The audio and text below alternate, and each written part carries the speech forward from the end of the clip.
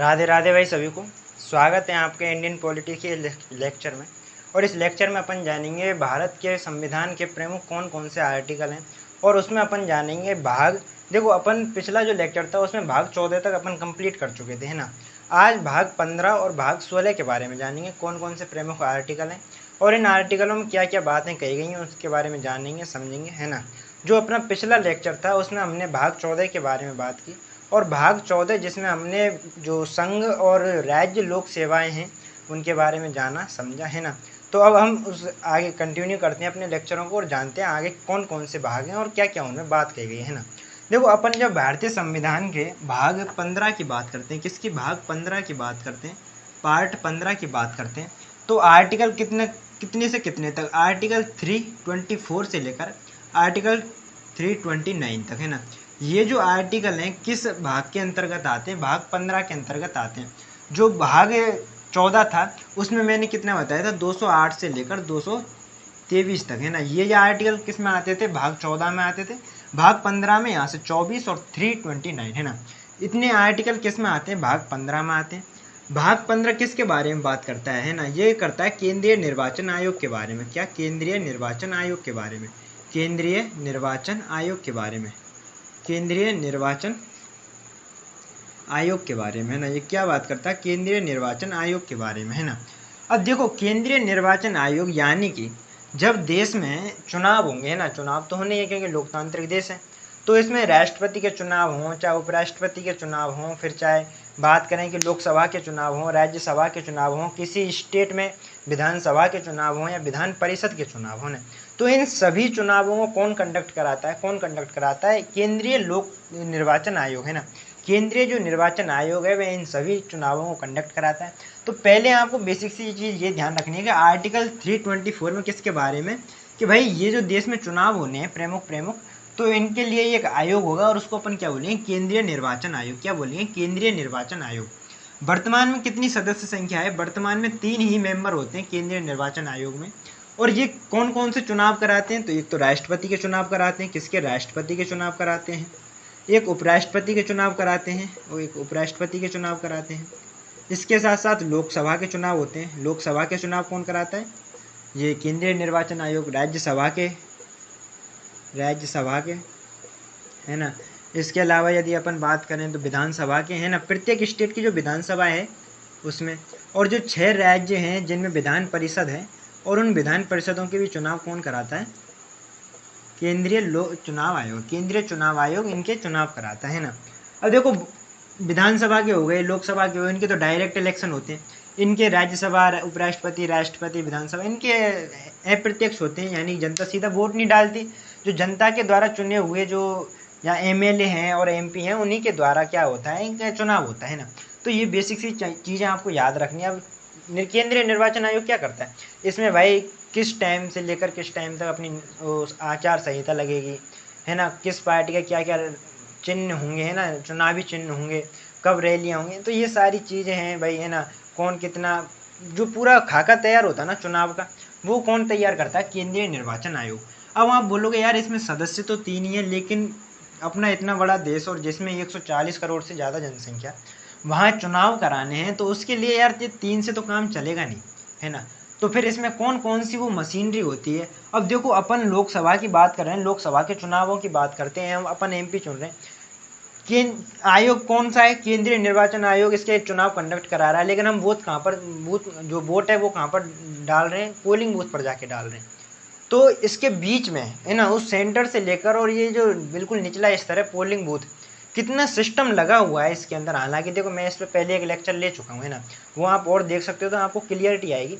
हालांकि मोटा मोटा खाका है वो मैं आपको बता देता हूँ किस तरीके से जो है चुनाव प्रक्रिया रहती है। देखो, जब देश में चुनाव होते हैं ना, तो देश में आप मान लेते हैं जैसे कोई लोकसभा का चुनाव हो रहा है, तो लोकसभा के चुनाव के समय क्या होता है कि जो केंद्रीय निर्वाचन आयोग है उसके राज्य स्तरीय क्या है कि चुनाव आयोग एक तरीके से वो बनाता है, अपनी स्ट्रेटजी बनाता है। तो उसके लिए क्या करता है, उसके लिए एक राज्य निर्वाचन अधिकारी कौन है, राज्य निर्वाचन अधिकारी, है ना।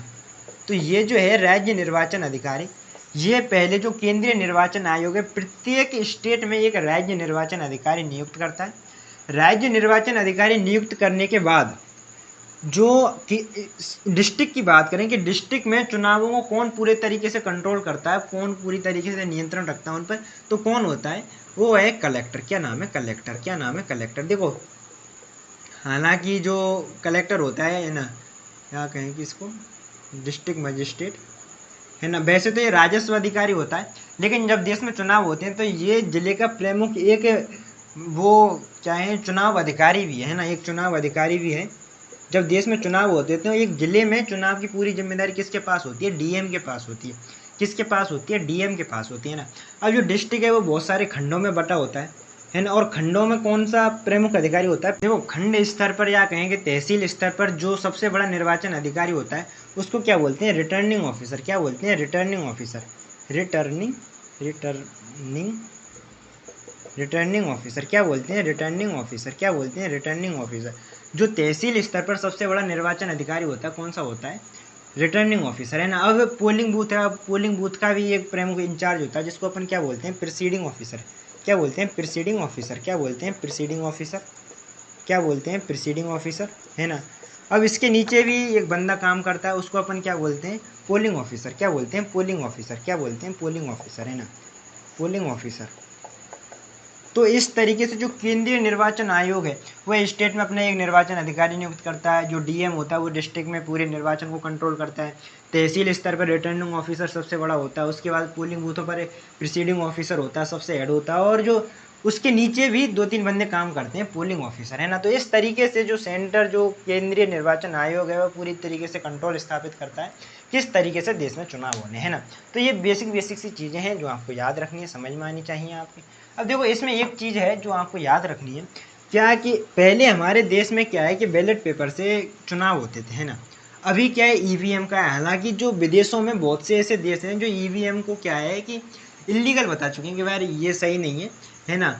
जो और लोकतांत्रिक देश हैं, यूरोपीय देश हैं है ना।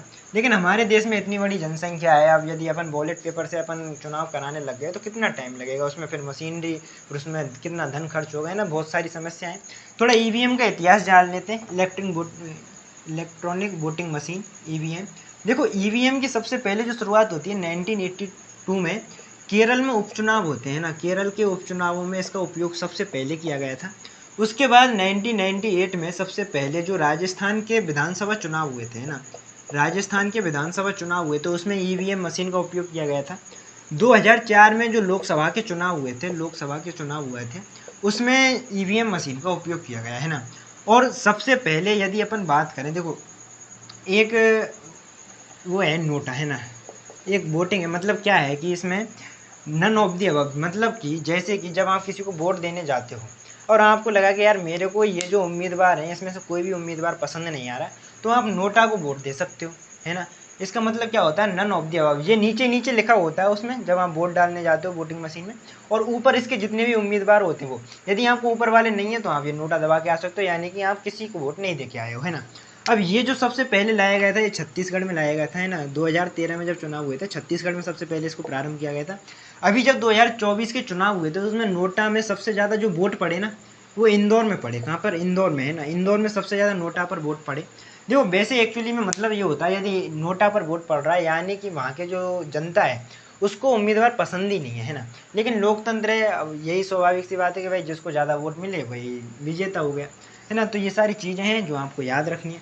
अब देखो इसमें एक कॉन्सेप्ट उसका भी आता है, जब हम चुनावों की बात करते हैं तो हमारे देश में बहु राजनीतिक राष्ट्रीय प्रणाली है ना। मतलब कि हमारे देश में कई प्रकार की जो राजनीतिक पार्टियां हैं वो हो सकती हैं है ना। अलग क्षेत्रीय पार्टियां भी हो सकती हैं, राष्ट्रीय पार्टियां भी हो सकती हैं ना। अब जैसे अपन क्षेत्रीय पार्टियों की बात करें ना, किनकी क्षेत्रीय पार्टियों की बात करें, रीजनल पार्टियों की बात करें, तो क्या मापदंड हो सकते हैं कि यार किस पार्टी को क्षेत्रीय पार्टी माना जाए।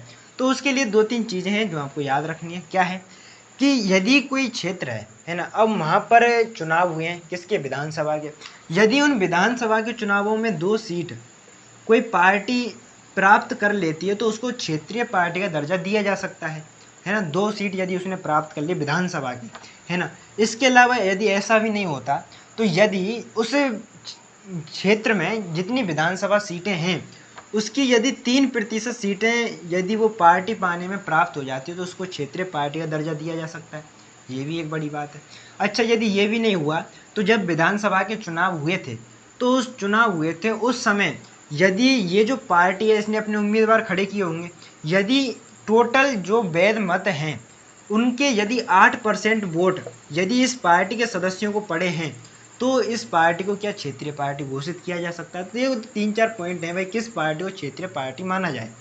अब उसी प्रकार से राष्ट्रीय पार्टी हो जाती है। भाई राष्ट्रीय पार्टी किसको माना जाए? राष्ट्रीय पार्टी, देखो राष्ट्रीय पार्टी मानने के लिए सबसे इम्पोर्टेंट चीज़ है, पहले तो ये है कि यदि कोई पार्टी 4 स्टेटों में क्षेत्रीय रीजनल पार्टी का दर्जा लिए बैठी है तो उसको नेशनल पार्टी बनाया जा सकता है ना। यदि 4 स्टेटों में कोई पार्टी रीजनल क्षेत्रीय पार्टी बनी हुई है तो उसको राष्ट्रीय पार्टी बनाया जा सकता है, ये इंपॉर्टेंट चीज़ है। इसके अलावा देखो, यदि कोई पार्टी है ना, यदि कोई पार्टी 3 स्टेटों में है ना 4% अलग अलग, या फिर कहें, या फिर इसको इस तरीके से समझिए कि 3 स्टेट हैं और उन स्टेटों में यदि जो पार्टी है वह 4-4 लोकसभा की सीटें प्राप्त करने में सफल हो जाती है, 3 अलग अलग स्टेटों में 4-4 लोकसभा सीटें प्राप्त करने में सफल हो जाती है तो राष्ट्रीय पार्टी बनाई जा सकती है, ये भी इम्पोर्टेंट चीज़ है। इसके अलावा यदि देखो जिस क्षेत्र में जो पार्टी है, क्षेत्रीय पार्टी है, जो भी पार्टी है, यदि उस क्षेत्र में लोकसभा के चुनाव हो रहे हैं और उस लोकसभा के चुनाव में वह 2% वोटिंग प्राप्त करने में सफल हो जाती है, वैध मतों के 2% वोटिंग पाने में सफल हो जाती है तो उसको राष्ट्रीय पार्टी बना सकते हैं ना। तो देखो ये मोटी मोटी चीज़, क्योंकि हमारे जो अब चुनाव लड़ेंगे तो उसके लिए राष्ट्रीय पार्टी जो होने पार्टी जो राजनीतिक पार्टी होना तो स्वाभाविक सी बात है, बिना पार्टियों के अब चुनाव किसको दोगे, है ना। अब देखो ये क्या है, हमारे जो नेता लोग हैं ना वो इतने नैतिक भी नहीं है कि अपनी बात पर खड़े हो सकें, है ना। उन्होंने कोई बयान भी दे दिया ना कि उस पर भी पलट जाते हैं। तो इसके लिए बहुत सारी चीज़ें हैं, इसके लिए कानून भी लाया गया है ना। ये कॉन्स्टिट्यूशन अमेंडमेंट हुआ था, कौन सा 52वां है ना, 52वां कॉन्स्टिट्यूशन अमेंडमेंट हुआ था और इसमें दल बदल कानून लेकर आए, है ना, दल बदल कानून लेकर आए जिसमें अनुसूची किसको जोड़ा गया था, अनुसूची 10 को जोड़ा गया। तो यानी कि अनुसूची 10 में दल बदल कानून है। अब देखो दल बदल कानून के 2-3-4 प्रावधान है ना जो आपको याद रखने हैं। पहला प्रावधान क्या है? पहला प्रावधान तो ये है कि भाई ये जो दल बदल कानून है ना इसमें कौन हस्तक्षेप करेगा, या तो लोकसभा का जो अध्यक्ष है वो हस्तक्षेप करेगा या फिर राज्यसभा का जो सभापति है वो हस्तक्षेप करेगा, है ना। अब दल बदल कानून में क्या है कि यदि मान लीजिए कोई पार्टी है ना, और कोई इधर एक पार्टी है ना। अब इस पार्टी के यदि 2/3 सदस्य यहाँ से निकलकर इस दूसरी पार्टी में चले जाते हैं, यदि 2/3 सदस्य है ना यहाँ से निकलकर यहाँ से चले जाते हैं, इस दूसरी पार्टी में मिल जाते हैं, तो ये जो पार्टी है ना, हालांकि इन पर दल बदल का कानून नहीं लगेगा कि भाई इन्होंने अपनी पार्टी चेंज कर ली, नहीं। यदि 2/3 सदस्य गए, एक आध दो चले जाएगा तो दल बदल का कानून लग जाएगा और फिर उनकी सदस्यता वो भी जा सकती है। लेकिन यदि 2/3 सदस्य गए तो वो क्या है कि उसको नहीं मानते कि भाई ये दल बदल कानून का उल्लंघन हुआ है ना, क्योंकि ये एक तरीके से मानते हैं कि भाई पूरी पार्टी ही एक्सचेंज हो गई, पूरी पार्टी ही उसमें शामिल हो गई, है ना। तो जैसे कि हमने महाराष्ट्र में देखा था ना, जो उद्धव ठाकरे की जो शिवसेना थी उसके जो अपने शिंदे गुट के जो अपन एकनाथ शिंदे जो वर्तमान में महाराष्ट्र के सीएम हैं, वो 2/3 सदस्यों को लेकर जो शिवसेना थी उससे अलग हो गए और बीजेपी में जाके मिल गए। तो आज हम देखोगे जो उद्धव ठाकरे की एक्चुअल में जो शिवसेना हुआ करती थी, है ना, उसका ना तो आज उसके पास वजूद है और ना ही उसके पास उसका राष्ट्रीय चिन्ह है ना, जो भी उसका चिन्ह होना चाहिए, क्योंकि रीजनल पार्टी है शिवसेना, है ना। तो ये चीज़ अपने को समझने की है जो आपको समझ में आनी चाहिए दल बदल कानून के लिए, है ना। और यदि कोई सांसद भाई जानबूझ करके अनुपस्थित होता है वोटिंग के समय तो उस पर दल बदल कानून लगाया जा सकता है ना।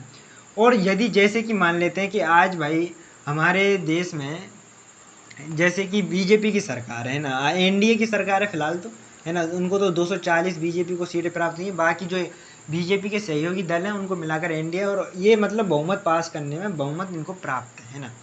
अब मान लेते हैं कि भाई इससे पहले का जो चुनाव हुआ था उसमें कौन, बीजेपी बहुमत में थी, पूर्ण बहुमत था उसको, है ना।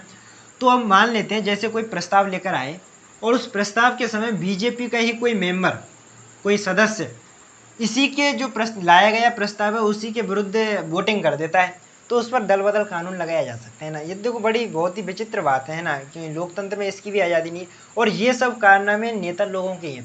इन नेता लोगों को इतनी समझ नहीं है कि जिस बात के लिए वो अड़े हुए हैं, कितने नैतिक ही नहीं है यार बिल्कुल एक तरीके से, है ना। तो पूरा मामला ही तहस नहस है, मतलब खुद अपने निर्णय नहीं ले सकते, पूरी पार्टी ही शासन करती है एक तरीके से, ये समझिए आप, है ना।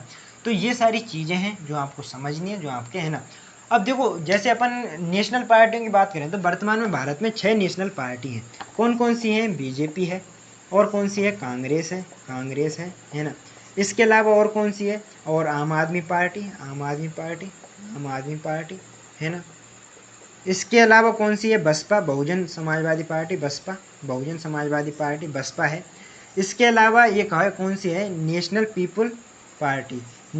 पीपुल्स पार्टी, है ना। देखो ये जो पार्टी है ना, मेघालय की पार्टी है, और दरअसल नॉर्थ ईस्ट की एकमात्र नेशनल पार्टी है। तो ये भी चीज़ आपको समझने की है। एक है आपकी कौन सी है? राष्ट्रीय कम्युनिस्ट पार्टी, है ना, राष्ट्रीय कम्युनिस्ट पार्टी। तो ये 6 अपनी नेशनल पार्टी हैं वर्तमान में। पहले तृणमूल कांग्रेस वगैरह ये हुआ करती, तो इनको ये अपने मापदंडों को पूरा नहीं कर पाई, जो मैंने आपको मापदंड बताया, इसलिए इनको जो क्या है कि पूरे तरीके से समाप्त कर दिया, वो राष्ट्रीय पार्टी का जो दर्जा है वो समाप्त कर दिया। तो ये सारी चीज़ें हैं जो आपको याद रखनी है, और किस में रखनी है? भाग 15 में याद रखनी है, ठीक है। तो इतनी सी चीज़ आपको याद होनी चाहिए। उसके बाद अपन आगे चलते हैं कौन से? भाग 16 के बारे में, है ना। भाग 16 उसके बारे में जानते हैं, समझते हैं। देखो अपने संविधान का जो भाग 16 है, दरअसल उस भाग 16 में जो एंग्लो इंडियन हुआ करते थे, और जो कहें कि SC ST आरक्षण, उसके बारे में बताया गया है ना। थोड़ा जान लेते हैं। भाग 16, है ना, कौन सा है? भाग 16 कितने से कितने आर्टिकल है? पिछला कौन सा था? आर्टिकल 330 से लेकर आर्टिकल 342 तक, है ना। आर्टिकल 330 से लेकर आर्टिकल 342 किसके अंतर्गत आते हैं? भाग 16 के अंतर्गत आते हैं। किसके अंतर्गत आते हैं? भाग 16 के अंतर्गत आते हैं, है ना। तो ये चीज़ एक तो आपको ये याद रखनी है। अब देखो इसमें बात क्या कही गई, देखो इसमें एंग्लो इंडियन और SC और ST के बारे में, है ना। इनको कौन कौन से आरक्षण है लोकसभा में, विधानसभा में क्या क्या दे रखा है ना, उनके बारे में दे रखा है। तो ध्यान से समझते चलेगा, ये हर एक आर्टिकल के बारे में बात करेंगे क्योंकि ये महत्वपूर्ण है ना।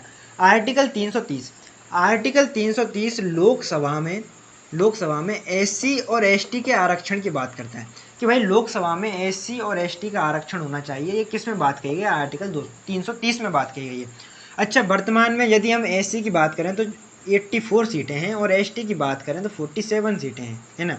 और ये दोनों को मिलाएं तो 131 सीटें हो गई ना, है ना। हाँ, और तो ये पूरे लगभग 23.04%, यानी कि SC ST कम्युनिटी दोनों को मिलाकर देखें तो संसद में इनकी 23.04% भागीदारी है ना। तो एक चीज़ तो अपने को ये ध्यान रखनी है, जो लोकसभा में SC और ST का जो आरक्षण है वो किस में बात कही गई? आर्टिकल 330 में।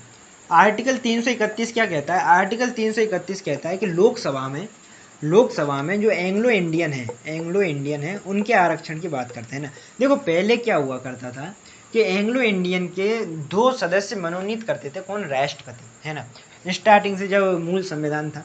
लेकिन एक कॉन्स्टिट्यूशन अमेंडमेंट आता, कौन सा? 104वां कॉन्स्टिट्यूशन अमेंडमेंट आता, और ये जो 2 एंग्लो इंडियन चुने जाते थे इनको समाप्त कर दिया, भाई इनकी कोई ज़रूरत ही नहीं है ना। तो ये पूरे तरीके से समाप्त कर दिया। उसके बाद आर्टिकल 332 है।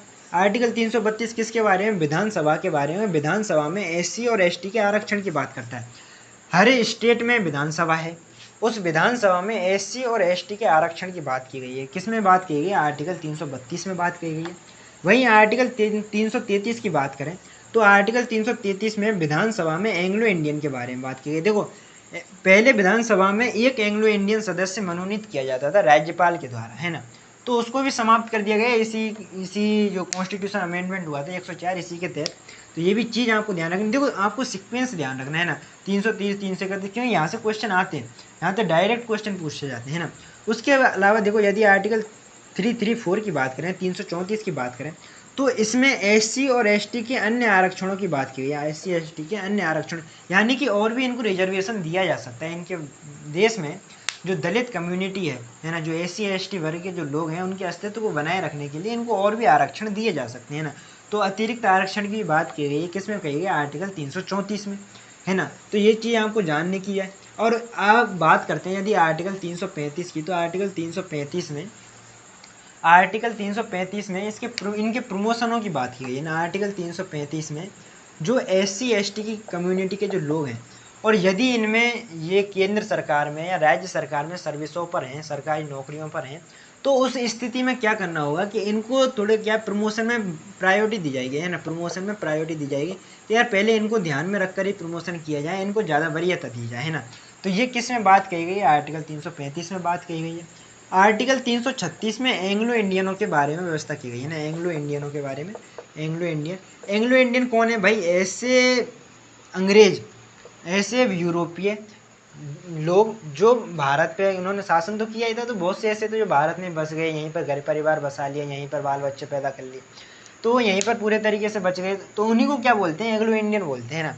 तो ये जो एंग्लो इंडियन है, इनके बारे में व्यवस्था की गई है किसमें? आर्टिकल 336 में। आर्टिकल 337 किसके बारे में? कि एंग्लो इंडियनों की शिक्षा के बारे में बात करते हैं ना, इनकी एजुकेशन के संबंधित है। कौन सा आर्टिकल है? आर्टिकल 337 इनकी एजुकेशन से संबंधित है। कौन सा? आर्टिकल 337। ये चीज़ आपको याद रखनी है। उसके बाद देखो आर्टिकल 338 है ना, और ये जो आर्टिकल 338 है दरअसल एसटी आयोग, एससी आयोग के बारे में बात करता है, एससी आयोग के बारे में, यानी कि जो शेड्यूल कास्ट यानी कि अनुसूचित जाति है ना, इसके लिए एक आयोग गठित किया जाएगा। और ये किस आर्टिकल में बात की गई है? आर्टिकल 338 में। देखो ये बहुत ज़्यादा इंपॉर्टेंट है ना, इसको इंपॉर्टेंट लगा लीजिएगा जी, क्योंकि एससी आयोग, एसटी आयोग, ओबीसी आयोग ये क्वेश्चन बनते है ना। तो ये जो आयोग था दरअसल एक कॉन्स्टिट्यूशन अमेंडमेंट हुआ था। कौन था? 65 कॉन्स्टिट्यूशन अमेंडमेंट। तो उसमें इसको जोड़ा गया कि भाई एससी एक आयोग होना चाहिए। और कौन से आर्टिकल में? आर्टिकल 338 में। और इसी का एक सब आर्टिकल है, कौन सा? 338A। और उसमें किसके बारे में? एसटी आयोग के बारे में बात की गई। किसके? एसटी आयोग के बारे में बात की गई। तो ये भी चीज़ ध्यान रखें। कौन सा कॉन्स्टिट्यूशन अमेंडमेंट है? अमेंडमेंट है 89, है ना। कौन सा है? 89 कॉन्स्टिट्यूशन अमेंडमेंट है, जिसमें जो अनुसूचित जनजाति आयोग के बारे में बात की गई। भाई जो अनुसूचित जनजाति है उसके लिए एक आयोग बनाया जाए। और ये किस में? आर्टिकल 338A में बात की गई है ना। तो ये सारी चीज़ें हैं जो आपको याद रखनी है ना। उसके बाद देखो अपन बात करते हैं आर्टिकल 339 यानी 339 की, है ना। 339 में क्या बात की गई उसके बारे में भी थोड़ा जान लेते हैं, है ना। देखो ये चीज़ें ना आपको सीधा याद करनी है, क्योंकि यहाँ से एससी आयोग, एसटी आयोग इनके बारे में बहुत ज़्यादा क्वेश्चन पूछे जाते हैं, है ना। तो ये तो आपको चीज़ें, और देखो क्वेश्चन किस तरीके से पूछे जाते हैं ना। एक बार जैसे एनडीए में पूछा गया था कि भाई इनमें से कौन से आयोग को संवैधानिक दर्जा नहीं मिला, तो उसमें एससी आयोग, एसटी आयोग, ओबीसी आयोग, है ना, और एक और दे दिया महिला आयोग। तो वो कौन सा है? नहीं तो वो स्वाभाविक ही पता लगता है महिला आयोग नहीं है। और ये आप जब भी कर पाओगे जब आपको ये पता होंगे। अब कौन से पहुंच गए अपन? आर्टिकल 339 पर, है ना। आर्टिकल 339 पर अपन पहुंच गए। और इस आर्टिकल 339 में एससी और एसटी जो क्षेत्र है उसके प्रशासन की जिम्मेदारी किसको दी गई? केंद्र सरकार को दी गई। किसको दी गई? केंद्र सरकार को दी गई, है ना। किसको दी गई? केंद्र सरकार को। यानी कि जो एससी और एसटी का जो क्षेत्र है उसमें किसको जिम्मेदारी गई दे दी गई? केंद्र सरकार को जिम्मेदारी दे दी गई, है ना, कि भाई इस क्षेत्र पर जो प्रशासन करने का काम है किसका है? केंद्र सरकार का। ये किस में बात कही गई? आर्टिकल 339 में बात की गई। उसके बाद कौन सा है? आर्टिकल 340 है, जो किसके बारे में? ओबीसी आयोग के बारे में बात करता है। ओबीसी आयोग के बारे में बात करता है। ओबीसी आयोग के बारे में बात करता है। कौन सा कॉन्स्टिट्यूशन अमेंडमेंट है? 102 कॉन्स्टिट्यूशन अमेंडमेंट है, उसमें इसके बारे में बात की गई। और उसी के तहत इस आर्टिकल को जोड़ा गया, इस आयोग को जोड़ा गया, है ना।